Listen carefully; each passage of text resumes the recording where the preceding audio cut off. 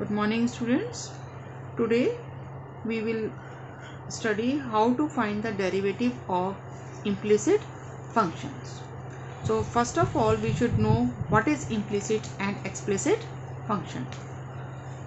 When a relationship between x and y is expressed in a way that it is easy to solve for y and write y equal to fx, then it is called explicit function. मतलब अगर हमें x and y के बीच में relationship इस तरह से दिया हुआ है कि x को y के टर्म्स में आसानी से y को x के टर्म्स में आसानी से लिखा जा सके, then it is called explicit function. जैसे हमारे पास है x minus y minus pi equal to 0. Here you can easily write y in terms of x as y equal to x minus pi. और अगर ये पॉसिबल नहीं है, then it is called implicit function. For example, x plus sin xy minus y equal to 0. तो यहाँ पर y को x की टर्म्स में लिखना आसान नहीं है. ऐसे ही x square plus x y minus y square equal to 0, क्योंकि ये भी y में क्वाड्रेटिक है, तो यहाँ भी y को x की टर्म्स में लिखना ईजी नहीं है. So these two are examples of implicit function and this one is an explicit function. This is the first question of the exercise. 2x plus 3y equal sin x. तो यहाँ तो y को वैसे easily x की terms में लिखा जा सकता है, तो आप इसे दो तरह से डिफ्रेंशिएट कर सकते हैं. या तो पहले आप y को x की टर्म्स में लिखिए और फिर डिफ्रेंशिएट करिए, जैसे हमने लिखा y is equal to sine x minus 2x divided by 3. अब आप इसको डिफ्रेंशिएट कर सकते हैं. 1/3 तो कॉमन आ गया है, साइन एक्स माइनस 2x, तो y डैश मतलब dy बाय dx क्या होगा, 1/3 तो कांस्टेंट है, और साइन x का derivative cos x minus 2x का डेरिवेटिव -2. तो ये आपका dy बाई dx आ गया.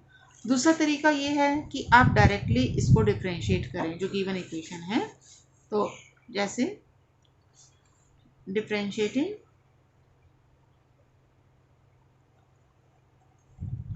1 with respect to x, this is 1. तो क्या होगा, यहाँ 2 आ गया, x का डिफ्रेंशिएशन 1. अब 3 y का differentiation dy by dx equal cosine x का cos x, and then you can write dy by dx is equal to cos x minus 2 divided by 3. वही आ गया जो हमने उसे इम्प्लिसिट फंक्शन की फॉर्म में लिखने के बाद करा था. इसी तरह से एक क्वेश्चन और लेंगे. xy plus y square equal 10x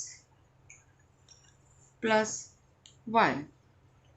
तो यहाँ पर भी आप क्योंकि ये y में क्वाड्रेटिक बन गई है, तो यहाँ इसे इम्प्लिसिट y को x की टर्म्स में लिखना इतना आसान नहीं है, तो हम इसी को डायरेक्ट डिफ्रेंशिएट करेंगे. डिफ्रेंशिएटिंग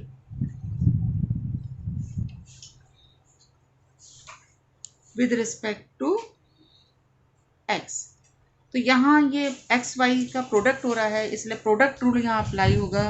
प्रोडक्ट रूल जब आप अप्लाई करेंगे तो एक्स वाई का differentiation d y by d x plus y, और एक्स का डिफ्रेंशिएशन 1 हो गया. इस वाई स्क्वायर का डिफ्रेंशिएशन क्या होगा, x to the power n वाला फॉर्मूला लगाया तो 2y, लेकिन y x पे डिपेंडेंट है तो 2y into d y by d x. एन एक्स का डिफ्रेंशिएशन सेक स्क्वायर एक्स, और y का differentiation d y by d x. अब d y by d x वाले टर्म्स एक साइड कलेक्ट करेंगे और बाकी टर्म्स दूसरी side. So d y by d x into 2y minus 1 equal sec square x minus y, यहाँ पर एक टर्म और आएगी प्लस एक्स माइनस 1, 3 टर्म है।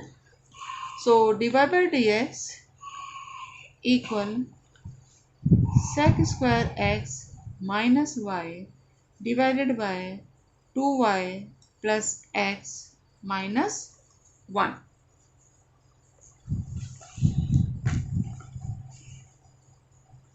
एक और क्वेश्चन लेंगे हम, 7th question.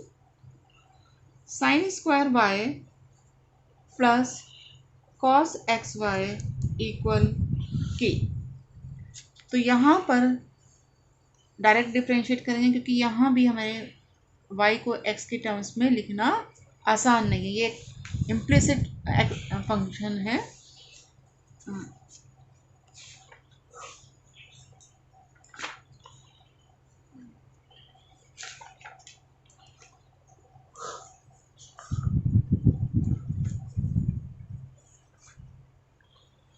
So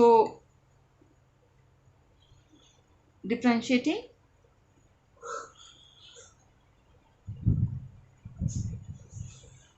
with respect to x we will get 2, ये साइन स्क्वायर y है तो इसका differentiation 2 sine y, chain rule लगा, एंड देन साइन y का डिफ्रेंशिएशन कॉस y, और फिर y का differentiation dy by d x.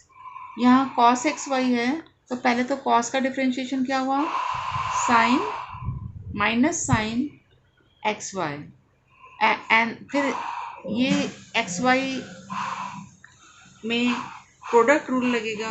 So chain rule लगाते हुए आप इसको करेंगे, आगे प्रोडक्ट रूल लगाएंगे तो x d y by d x plus y, x का डिफ्रेंशिएशन 1 और के कांस्टेंट है, के का डिफ्रेंशिएशन 0। अब d y by d x वाली टर्म्स कलेक्ट करेंगे, ये 2 sine y cos y, sine 2y बन गया, सो साइन 2y, यहाँ से minus x sine x y equal y sine x y, and then d y by d x equal y sine x y divided by sine 2y minus x sin xy. That's all for today. Now do the questions up to question number 8. Thank you.